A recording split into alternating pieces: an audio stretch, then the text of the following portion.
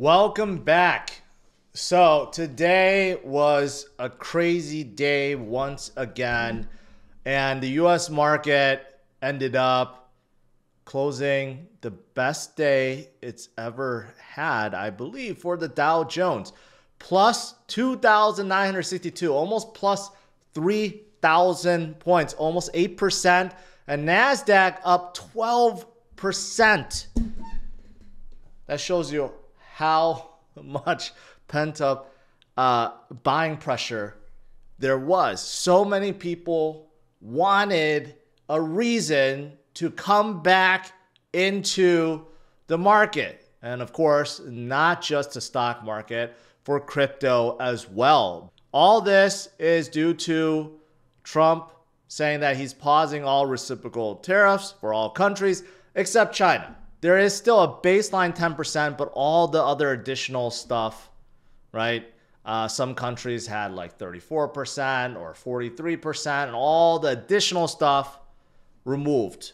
Now, Canada and Mexico, they still retain their 25%. They don't get an additional 10%. So that stays. But all the other countries, they get theirs paused except the 10%. So there's still that, but it's much better than before. However, China gets bumped up to 125%. So there's still trade wars going on. And plus, you know, the EU is still fighting back. So I don't know what's going on with the EU because they already said they're retaliating. So I don't know what's going on there. But because of this, things rallied back hard. And Asia is looking good right now. Japan is up over 8% due to this. The S&P 500 is now as volatile as Bitcoin. So those of us in crypto, right, we're used to volatility. We've seen the wild swings up and down, up and down, and up and down. But now it's not so volatile because the US market is just as volatile. Wall Street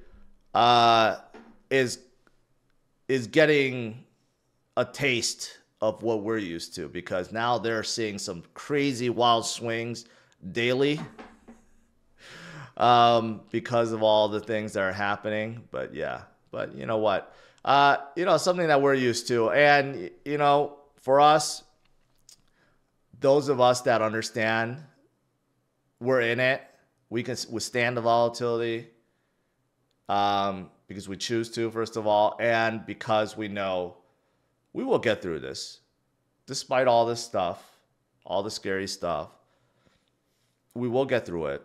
We'll come back stronger, and nothing outperforms Bitcoin. That's why we stand the volatility. Because volatility goes both ways.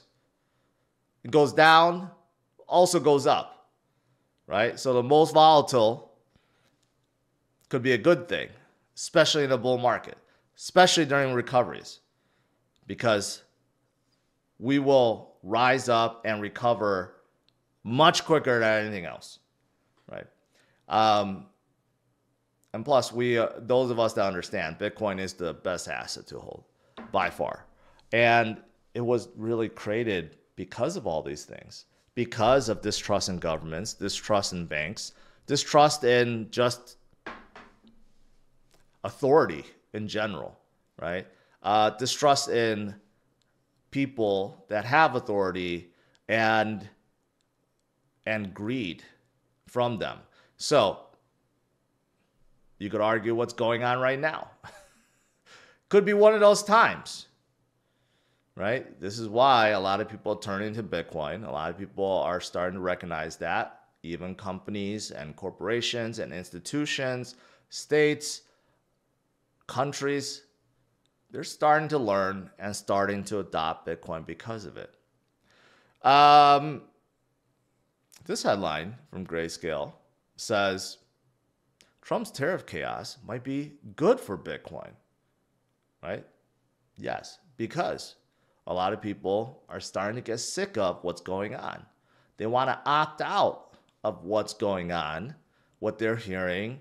They're just sick of governments fighting or sick of tariffs or sick of inflation or sick of, I don't know, something else like deficits or irresponsible spending, which will never go away in any country. It will always be a problem. Again, that's why if you want something better and you understand that there is something better in Bitcoin, then you go to Bitcoin, right? So there are more people that are learning. World Liberty Financial, they deny selling their Ethereum at a loss. They claim that Arkham wallet that was being tracked is a Coinbase Prime wallet and it's not theirs. Although there's still some question marks around that, whether that's true. So Arkham can't be 100% sure. So they're kind of loosely labeling that wallet as World Liberty Financial. So we don't know. But earlier this week, it was reported that World Liberty Financial sold off $8 million worth of ETH at a massive, like 60% loss. Don't know why they would do that. They just raised like, I don't know, like $50 million or something, or $100 million. No idea why they would need to do that. So maybe it's true. Maybe it's true. Maybe Arkham just got the wallet address wrong. Who knows? Here's another one. SEC dismisses case against Helium. I didn't even know there was a case against Helium. So that's awesome. Again, I've been talking about how the SEC is changing and they've been dismissing every single case left and right. They're starting over. Paul Atkins just became the new commissioner. So this is good. Now, every single project that was deemed a security, they get a fair chance now. If they truly are a security, well, they get a chance to work with SEC now and actually get to fix things and actually get to know what they did wrong. Before, these projects just get served the Wells notice and that's it. They have no idea what they did wrong or how they could correct their wrongness, and they just get into multi-year lawsuits with SEC. Now they're starting over, which is good, which is very good. All right, that's pretty much it. Lastly, I gotta talk about the Bitcoin conference that's coming up in Las Vegas. Gotta shill this a little bit. Prices are going up. If you go.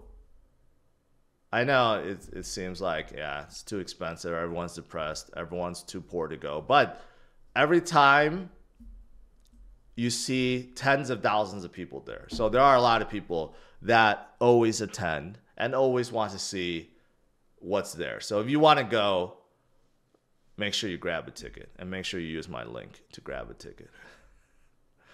All right. That's pretty much it.